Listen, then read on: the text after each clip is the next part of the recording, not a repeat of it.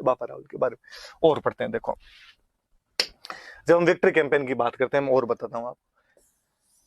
बापा रावल 734 हम पढ़ रहे हैं कि 734 में ये चित्तौड़ का राज्य छीन लेता है। ये वो टाइम है कि 712 ईस्वी में भारत पर मुस्लिमों का पहला सफल आक्रमण हुआ था। हालांकि उधर से अरबों ने अटैक बहुत पहले करने शुरू कर दिए थे, लेकिन यदि मुस्लिम भारत में पहली बार सफल हुए थे तो 712 के अंदर हुए थे। मोहम्मद बिन कासिम नाम का एक अरब कमांडर होता है और वो अपने सिंध पे कब्जा कर लेता है। तो एक बड़ी सोचने वाली सी बात है, आप कभी ध्यान भी देना कि 712 में मुस्लिमों ने भारत में पहली टेरिटरी पर अपना कब्जा कर लिया था। वो टेरिटरी कौन सी? तो वो टेरिटरी सिंध है। सिंध पर कब्जा कर लिया। कब कर लिया? तो 712 में कब्जा कर लिया। पर हमें कोई पूछे, तीसरी क्लास से हम पढ़ते हैं कि मुस्लिमों का भारत पर कब्जा कब हुआ, तब हम कहते हैं साहब कब्जा हुआ उनका 1192 1192 में, जब तराइन का सेकंड युद्ध हुआ था, सेकंड बैटल ऑफ टेरिन हुआ था मोहम्मद गोरी और पृथ्वीराज चौहान के बीच में। उसमें मोहम्मद गोरी जीत गया और जीतने के बाद में वो कुतुबुद्दीन ऐबक को यहाँ पे छोड़ के गया। कुतुबुद्दीन ऐबक यहाँ पर भारत में मुस्लिम शासन की नींव रखता है, वो यहाँ पे मुस्लिम शासन शुरू करता है। इसका मतलब पहली जीत है 712, पर दिल्ली को जीतने में 1192 में आ गया, 480 साल। तो आपको क्या लगता है कि 712 से लेकर 1192 के बीच में अन्य हमले नहीं हुए थे? हुए थे। हर दिन हमला हुआ है, हर समय हमलों के अंदर रहा होगा राजस्थान, भारत हमलों के अंदर रहा होगा। तो फिर ये बीच के जो 500 साल है, इसके अंदर वो हमले रोके किसने?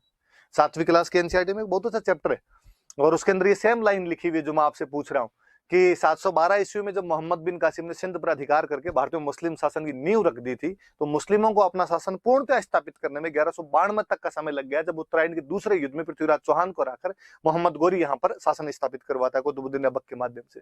आखिर बीच के सालों में वो सफल क्यों नहीं हो पाए? वे कौन लोग थे जो बीच के सालों के अंदर राजस्थान की रक्षा कर रहे थे, भारत की रक्षा कर रहे थे? तो हम वापस देखेंगे कि सिंध से जब वो भारत की तरफ घुसने का प्रयास करेंगे, तो उस किताब में बहुत अच्छी सी लाइन है कि वो राजस्थान पे कब्जा, वो भारत पर कब्जा नहीं कर पाए थे क्योंकि भारत का वह भूभाग जो अरबों के खिलाफ लड़ा था उसका नाम राजपुताना था। यहाँ के जो लोग थे वो अरबों के खिलाफ लड़े, इसलिए 500 सालों तक उन लोगों को यहाँ पर सफल नहीं होने दिया गया था। हम खूब सारे राजाओं के आगे नाम पढ़ेंगे, हम किसी मिहिर भोज प्रतिहार का नाम पढ़ेंगे, हम किसी पुलकेशिन का नाम पढ़ेंगे, हम किसी नागभट्ट और खुम्माण के नाम पढ़ेंगे, हम बापा रावल के नाम पढ़ेंगे। ये बीच के वो योद्धा है जिन्होंने 500 साल तक दीवार की भांति काम किया था। फाइनली लड़ते लड़ते लड़ते लड़ते कमजोर हो गए थे। उधर वो जो ज्वाला थी वो धधकी रही थी, वो रुकने का नाम नहीं ले रही थी, वो लगातार हमले कर रहे थे लोग, और उन हमलों में 1192 के अंदर सफल हो गए। उसके बाद उनका शासन स्थापित हो गया था। तो जब हम कहते हैं कि इन लोगों ने रोके थे, तब कहा जाता है कि बापा रावल के टाइम में अफगानिस्तान में एक जगह पर थी गजनी, और गजनी का कोई राजा था सलीम। गजनी का सलीम नाम का राजा था। सलीम ने अपनी सेना भेजी कि जाओ और भारत को जीत के आओ यहाँ पर। जब सलीम की सेना यहाँ पे आई तो बापा रावल ने भाई साहब उनको यहाँ से वापस मारना शुरू किया और यहाँ से इनको भगाते भगाते वापस गजनी तक लेके गए। तो कोई पूछे कि मुस्लिम सेना को हराते हुए गजनी तक कौन चला गया था? तो बापा रावल ही चला गया था। वहां जाके सलीम को हटाता है, खुद के भांजे को वहां का राजा बनाता है। तो याद रखना, देखो अपने राजस्थान का एक राजा थे, अफगानिस्तान तक का एरिया जीत के आ गया था। और अपने जो क्योंदंतियां जनश्रुतियां जो फोकलोर है वो तो ये कहती है कि उसने आगे ईरान का इलाका, तुर्कमेनिस्तान का इलाका, खुरासान का इलाका, वो सारे इलाके भी उसने जीत लिए थे और वहां पर उसने अपने अपने साम्राज्य स्थापित करवाए थे। वो बात तो हो नहीं हो, पर ये अपने पास हिस्टोरिकल एविडेंस है कि गजनी तक गया था, गजनी के राजा सलीम को हटा देता है और वहां पर अपने भांजे को राजा बना देता है। और बड़ी जोरदार सी बात, अपने कहते हैं कि जब वो जा रहा था तो बीच के अंदर एक जगह पे रुका था, उसकी सेना कुछ दिन तक वहां पे पड़ी रही, कुछ दिन तक कैंप रहा, उसकी आर्मी का कैंप रहा, तो बाद में उस कैंप से आगे चला गया। पर अब चूंकि राजा को रावल बोलते थे, जब कैंप वहां पे पड़ा रहा तो अब सेना को कोई खाना पीना भी चाहिए, सेना को और चीजों की भी आवश्यकता होती है। तो आसपास में कोई दुकानें उकानें खुल गई, धीरे धीरे लोग वहां पे बसने लगे, तो वो गांव बन गया।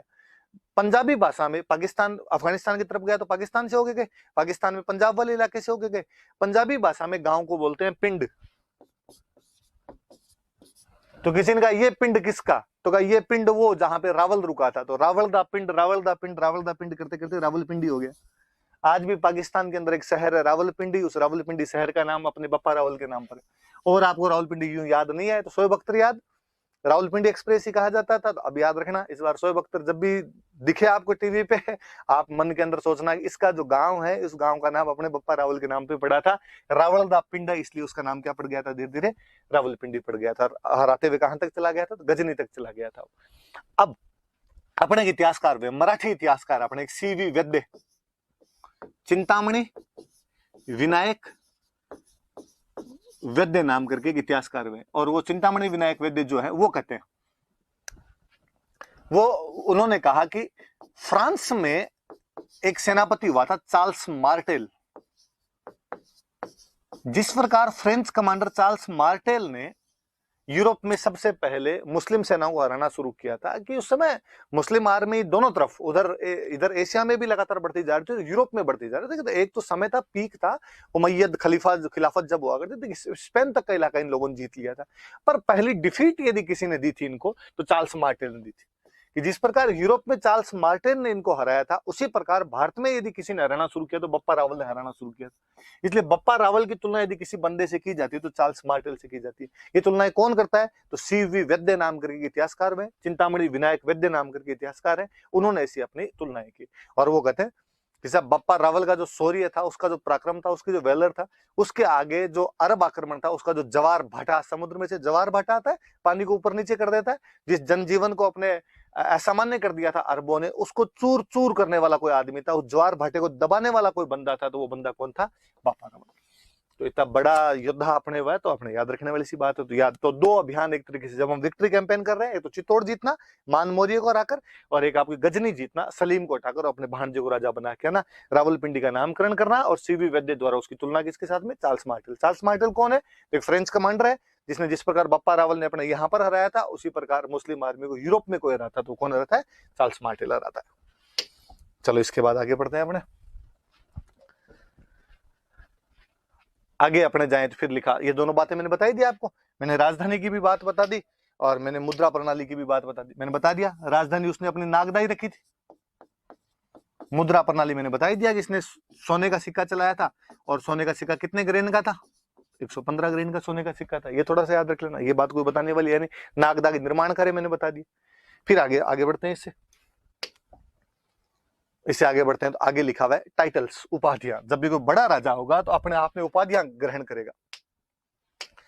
3 उपाधियां मिलती है अपने को बड़ी बड़ी सी इसकी। एक उपाधि इसकी मिलती है हिंदू सूर्य,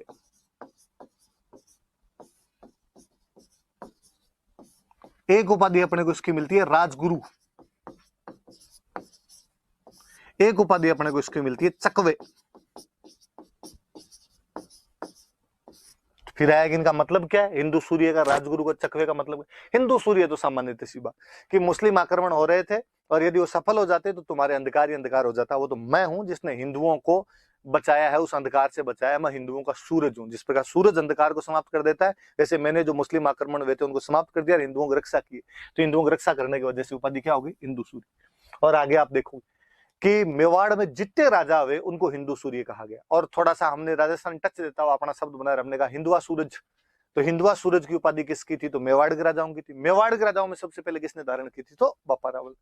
अब उसने जब वो हरा गया तो उसने कहा मैं राजगुरु, मैं सब राजाओं का गुरु, किसी को कोचिंग चाहिए कैसे हराने हो तो मेरे पास आके कोचिंग कर लेना। चकवे, ये वास्तव में अपने हिंदी का एक शब्द होता है, इसका मतलब होता है चक्रवर्ती।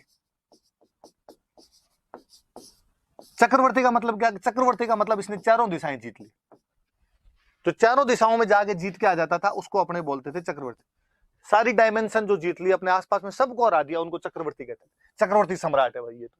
और चक्रवर्ती सम्राट होते पहले जब अश्वमेध यज्ञ करवाया करते थे, वो चक्रवर्ती का आपने जब अपना वर्जन बनाया था, हमने उसका वर्जन बना दिया अपना चक्रवे। तो 3 उपाधि याद रख लेना। अब वो चारों तरफ जीत रहा है, चित्तौड़ अपने पास वाला जीत रहा है, ठेठ गजनी तक जाके जीत कर। मैंने कहा किंवदंतियां तो कहती है कि उसने ईरान, इस्पाहान और खुरासान तक का इलाका जीत लिया था। इससे बड़ा तो चारों तरफ का क्या ही जीतेगा। तो उसकी उपाधि क्या हो गई, चक्रवे उपाधि हो गई थी, राजगुरु हो गई थी, हिंदू सूर्य हो गई थी। तो बप्पा रावल के बारे में इतनी सारी बातें हमने पढ़ी। अब इससे आगे पढ़ते हैं अपने। 3 उपाधियां याद रख लेना, नाम याद रखना उनके। अगला राजा कौन है अपना, ये थोड़ा सा बप्पा रावल की फोटो है, थोड़ा आप और देख लेना। वैसे तो मैंने डिस्क्राइब कर ही दिया था, लेकिन फिर भी मैं थोड़ा समझा दूं कि ऐसा कहते हैं कि ये हरित ऋषि है, कि वो जब स्वर्ग में जा रहे थे उस समय उन्होंने, बप्पा रावल उनसे प्रार्थना कर रहा है कि मालिक मुझे कुछ दीजिए। हरित ऋषि कहते हैं कि जा चित्तौड़ का राजा तुझे मिल जाएगा। ये देखो गायें चर रही है, तो हम जो कहते हैं कि हरित ऋषि की गायें चराया करता था। मैंने बताया कि पहले वो एक देवी की तपस्या करते हैं, ये वो राठासन देवी है जिनकी तपस्या करता है। मैंने कहा कि उन्होंने कहा कि महादेव जी की पूजा करो, तो ये इधर शिवलिंग बना हुआ और महादेव जी की पूजा करते हैं। तो ये सारी बातें इस बहाने आपके याद रह जाए। चूंकि ये राजा है, वहां का राजा बन गया, इसलिए देखो पीछे एक छत्र लिए वो बंदा खड़ा है अपने आप में। तो ये थ्योरी पूरी याद रखना आप कि हरित ऋषि के आशीर्वाद से और एकलिंग जी के वरदान से, एकलिंग जी के आशीर्वाद से बप्पा रावल ने चित्तौड़ जीत लिया था। तो बप्पा रावल थोड़ा याद रह जाए। गाय दिख रही है आपको, तो गाय चराने वाली बात याद रह जाए। आरपीसी अपने कुछ ही पूछ लेती, कभी उठा के पूछ ले कि भाई गाय चराने वाली बात जो है वो कौन से राजा के बारे में कही जाती है, तो बप्पा रावल के बारे में कही जाती। ऐसी कहानियां क्यों दंतियां बन जाती। बाकी राजा था ये नागदा का, और नागदा से जाके चित्तौड़ पे भी मान मोदी को हरा के वहां पे कब्जा कर लेता है 734 में। चलिए इसके बाद आगे पढ़ते हैं।